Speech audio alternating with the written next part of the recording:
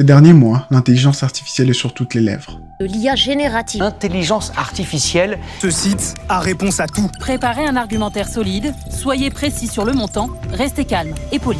On en parle partout. Des présentateurs humanoïdes, des compagnons de vie virtuels.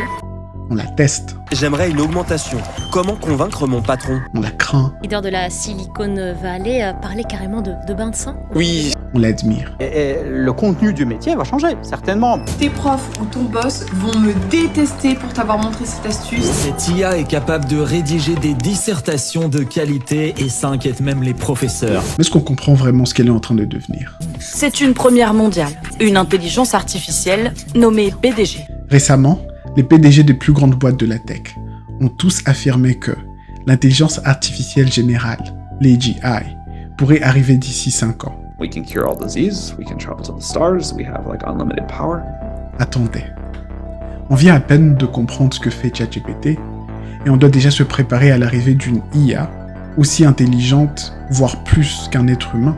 C'est là que je suis tombé sur un rapport fascinant, l'IA 2027, écrit par le chercheur Daniel Kokotallo et son équipe, un document unique, à mi-chemin entre la science et la fiction, qui décrit sous forme de récit à quoi nos vies ressembleraient si le progrès de l'IA continuait à cette vitesse. We're in a race with China.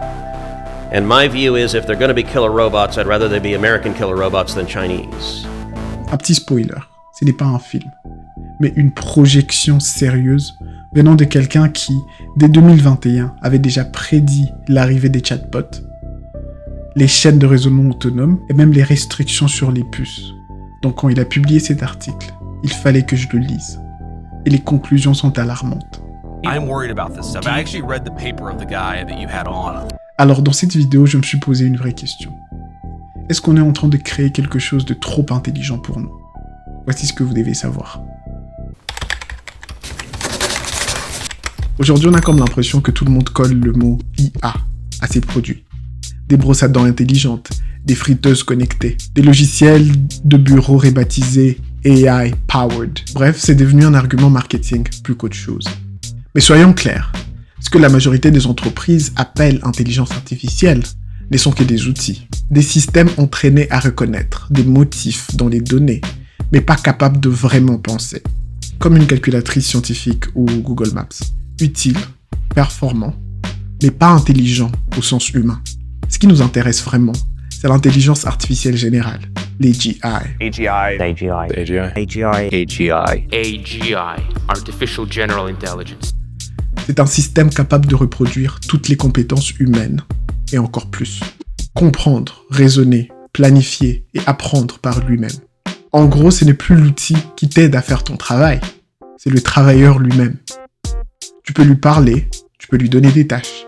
Il comprend, il s'adapte. Tu peux presque l'embaucher comme un assistant humain. Et tout ça, ça a vraiment pris forme avec ChatGPT. ChatGPT. GPT-4 is here and It's literally writing me the entire song. Let's see what this song sounds like. Wow! Bon, ChatGPT en lui-même, ce n'est qu'un chatbot. Il génère des textes sur des milliards de données, mais il peut aussi halluciner et donner des réponses fausses. Il ne comprend pas vraiment ce qu'il dit. Mais en été 2025, OpenAI a introduit quelque chose de nouveau. Des agents autonomes. Des intelligences artificielles capables d'agir sur des sites. We said from the very beginning we're going to go after AGI. I'm sure you've heard it before. D'envoyer des emails, de planifier et de remplir de formulaires. En gros, tout ce qu'un assistant administratif humain peut déjà faire dans une entreprise. Et ça, c'est un vrai tournant. Mais ce n'est que le début, car le Saint Graal reste l'AGI. Ce qui est surprenant, c'est qu'il n'y a que quelques entreprises sérieuses dans cette course. On a OpenAI, Google DeepMind, Anthropic, xAI, Meta, et en Chine, on a DeepSeek. Mais pourquoi si peu? Parce que ça coûte une fortune, et on connaît déjà la recette. Des puces, du compute massif, basé sur l'architecture Transformer, c'est le T dans ChatGPT, et surtout, beaucoup de données. Mais le vrai frein, c'est les puces et leurs coûts exorbitants. Par exemple, en 2020, il a fallu 2,2 millions de dollars en puissance des calculs pour entraîner GPT-3. Mais en 2023, GPT-4 a coûté 40,6 millions, soit 18 fois plus cher que le modèle précédent. Et la réponse de PDG de la tech est simple. Bigger is better. Donc toujours plus de modèles, toujours plus de paramètres, toujours plus d'investissements. Donc voilà où on en est en été 2025.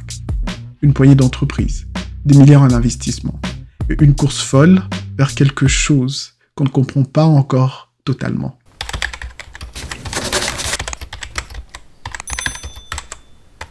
En 2023, un événement est passé sous le radar du grand public, mais a fait trembler toute la communauté scientifique.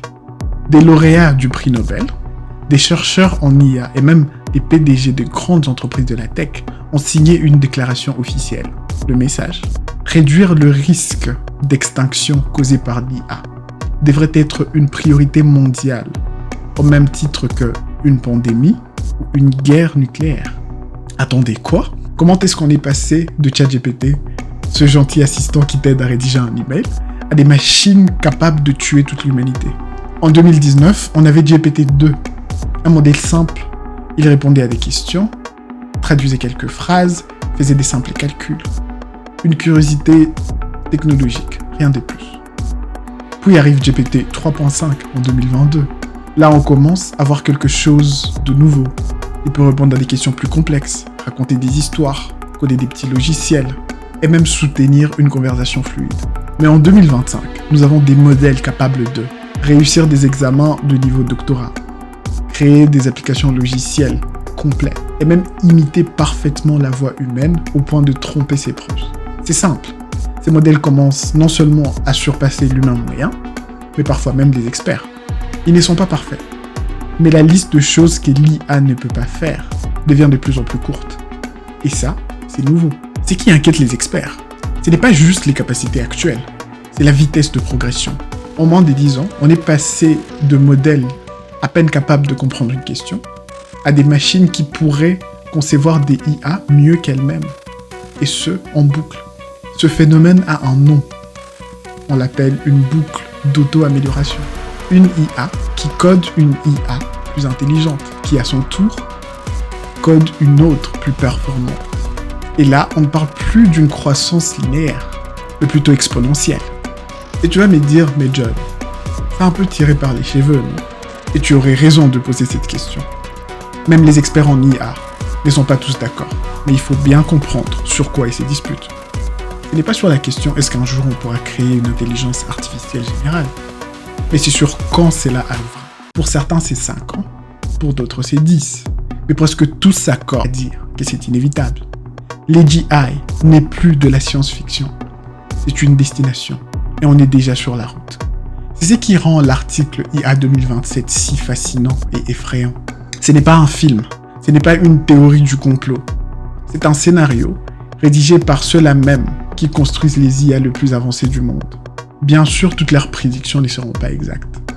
Mais ces documents ont une valeur énorme. Ils nous donnent une idée de ce à quoi ressemblerait notre futur proche et comment s'y préparer intelligemment. Le marché de l'emploi est en train de changer plus vite que jamais.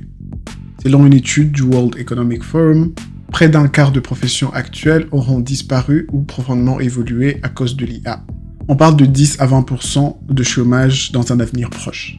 Et le plus surprenant, c'est que les secteurs les plus impactés ne sont pas ceux qu'on imaginait. Développeurs, designers, juristes. Tous ces métiers qu'on pensait à l'abri, parce qu'ils demandaient un haut niveau d'expertise, sont aujourd'hui touchés de plein fouet. Geoffrey Hinton, considéré comme l'un des pères de l'intelligence artificielle moderne, a déclaré lors d'un podcast: What would you be saying to people about their career prospects in a world of superintelligence? Train to be a plumber. Really? Yeah. Ça fait réfléchir, parce que ce qu'on vit là, ce n'est pas juste une transformation numérique.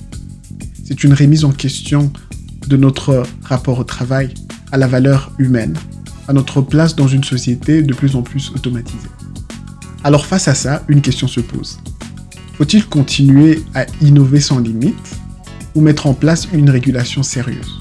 Parce que soyons honnêtes, le développement de ces systèmes est inévitable. Pourquoi? Parce que aucune puissance ne veut être la dernière à maîtriser les GI. C'est lui qui contrôle l'intelligence artificielle générale, ne contrôle pas seulement une technologie, mais potentiellement l'économie mondiale, la sécurité internationale, et même l'avenir biologique de notre espèce. C'est une véritable course à la montre, et tout le monde appuie sur l'accélérateur. Et c'est là que ça devient vraiment inquiétant. Parce qu'en réalité, on n'est pas prêt. On n'a même pas les freins à ces stades. On ne sait pas vraiment comment rendre l'IA alignée avec nos valeurs. On n'a pas encore une méthode fiable pour savoir à l'avance ce qu'une IA va faire, ni même mesurer ce dont il est réellement capable. Nos outils sont flous, nos garde-fous sont faibles. Et plus on approche d'une intelligence au niveau humain, et plus il devient difficile de la comprendre, de la contrôler et de l'arrêter si nécessaire. Et le danger, ce n'est même pas que ces IA deviennent méchantes. Le vrai risque, c'est qu'elles nous ignorent totalement. Qu'elles deviennent si puissantes qu'elles nous perçoivent comme un simple obstacle. Une nuisance mineure. Comme un tas de fourmis qu'on rase pour construire un gratte-ciel. On n'a rien contre les fourmis. On les efface simplement parce qu'on a plus important à faire. Et nous, on pourrait devenir ces fourmis. On est donc à un moment critique de notre histoire. Aujourd'hui, on développe des systèmes qui pourraient littéralement redéfinir le destin de l'humanité. Et pendant ces temps, des entreprises, des gouvernements, des investisseurs injectent des milliards pour créer l'IA la plus puissante possible, sans savoir si on pourra la contrôler.